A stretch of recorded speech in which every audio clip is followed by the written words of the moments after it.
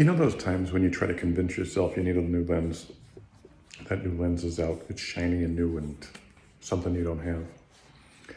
And you'll go to every YouTube channel there is. You go to your top ones first to hear the reviews about this lens.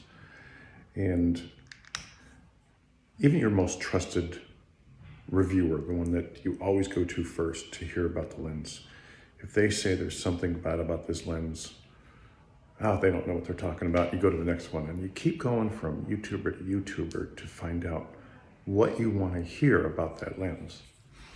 It's kind of strange. I think everybody does it. But until you get the right ones, then, you know, that person last week that was an idiot for saying this was bad, but they're saying this lens is good now, you're like, oh God, they know what they're talking about. Anyway, it's strange. I just wanted to throw that in there. But I've been looking at that Fuji 50mm f1.0.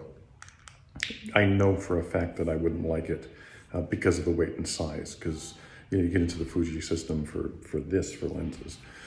And I'm trying to convince myself that I need it or that it would be useful to me. When I'm outdoors, I like to shoot with the 90 f2 because I want that compression, and I love that lens, and I love the sharpness, and the out of focus areas are fantastic and smooth. I hate the phrase buttery smooth. It makes me nauseous. I don't know why, but neither here nor there.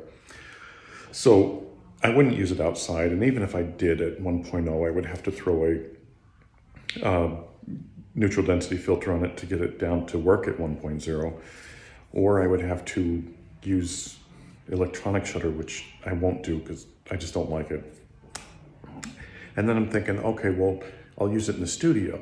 Well, everything I shoot in the studio really isn't wide open, and if the widest I'll go is f2, but most of the time it's 4.5. But then I'm thinking, well, what if I want that shallow? What if I want that look in the studio? That would be perfect for it. Again, with the window even closed and the strobes, you know, taking a strobe down to, 1 power just so you can shoot at f1, it just doesn't make sense to me. So I figured I'd convince myself by doing a shoot with the 50 f2.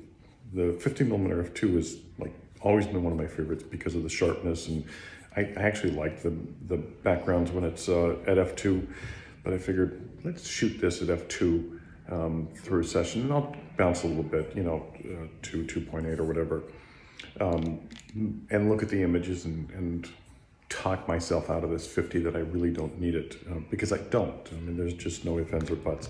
It's a cute toy. Well, I can't say cute toy, it's a great toy. But if it's not needed, it's just gonna collect dust. And I'm 90% sure it would just collect dust.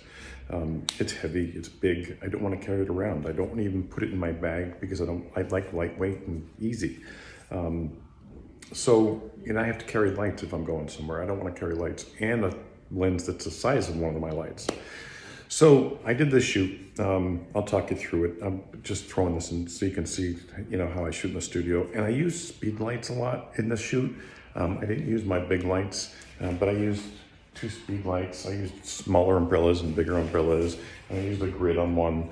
And now these are pro photos. You can use any speed lights you want to do this kind of shoot. And even with when I use the B10, I mean, you can use a Godex 300 or even a 200. Actually, you can even use the 100, which I use that light. I love it. The 100, I think, is fantastic. And I hear a lot of people complaining about it, but it's a really good light, and it puts out great power. For a little soda can sized flash, I think it's fantastic. Anyway, enjoy this shoot. Hope this helps. This was therapy for me. Convinced myself not to buy another lens that I probably won't use. But anyway, so it's not a review on the 50 f1 by any means, because I haven't used it, and I was going to rent it, and I'm not even going to rent it now because I'm really happy with the 50 f2. I'm really that happy with it. So, if it ain't broke, don't fix it.